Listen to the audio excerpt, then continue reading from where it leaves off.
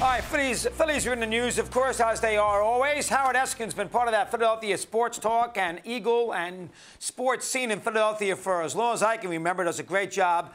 And I think might be the first time here on High Heat we have a conversation. Howard, welcome. Good to talk. How are you today, buddy? Okay? You know what? It's a pleasure, Chris, to talk to a real baseball guy. A pleasure. Trust me. You know I love the sport. Okay, Realmuto here. I think Dombrowski's got a lot to do with this. I should actually start with him. He's a now GM.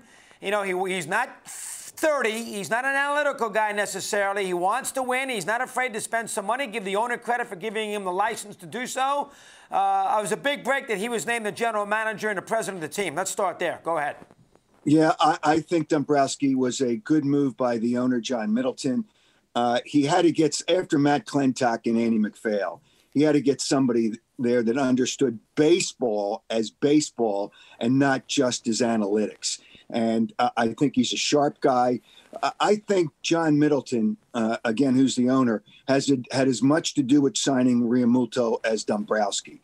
He knows what he's got to do. And one thing that the Phillies have to do, and Dombrowski has to do it, is improve their farm system, which is really a disgrace.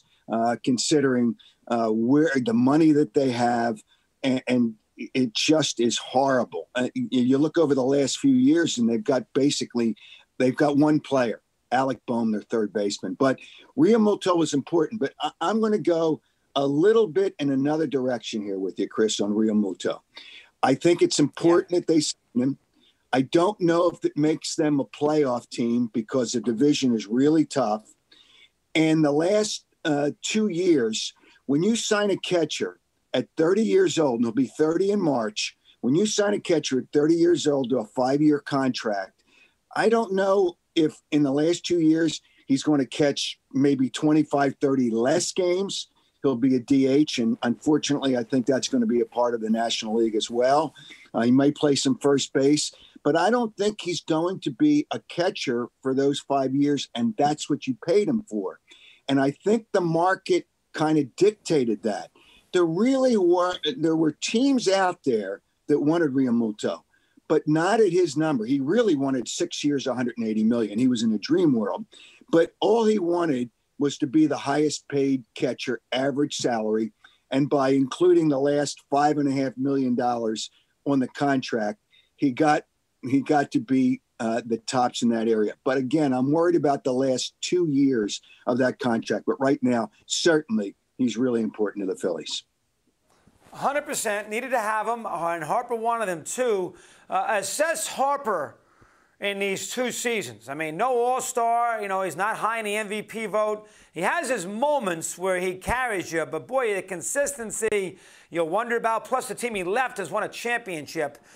Give me a little feel on the fan base towards Harper. You see him every day. I don't. I mean, I'm familiar. We all know him, but I don't see him every game. You're a part of that. Give me a little feel. Give me a report card on him. First 2 years in Philadelphia. Go ahead.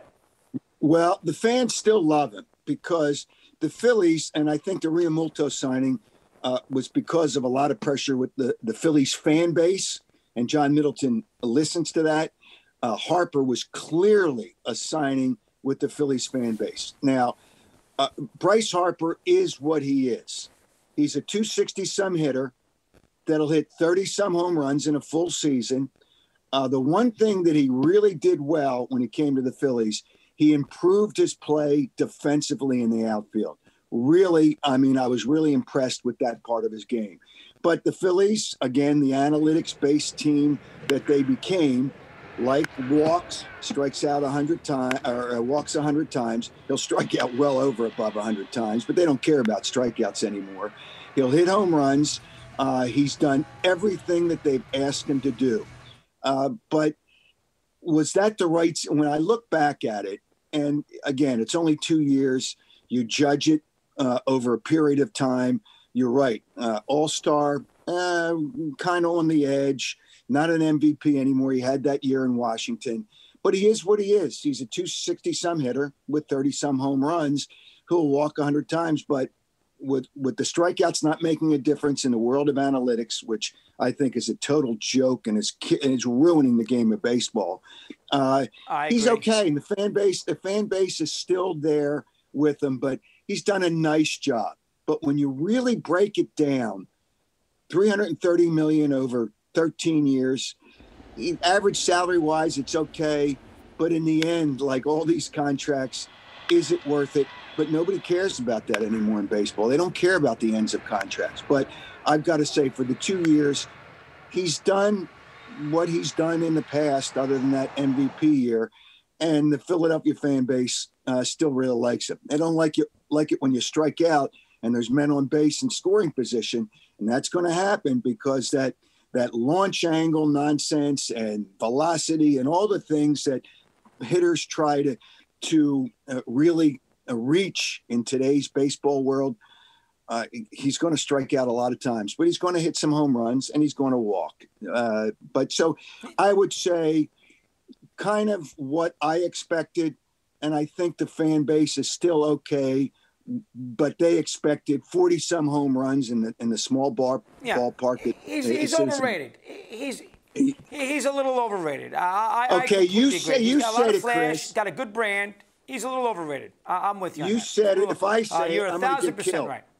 Yeah, I'm gonna get killed if they want to kill me, I don't care. Kill me all you want. This is a talk show. We're allowed to have an opinion. I mean, exactly. But you're right. Overrated. He's been overrated.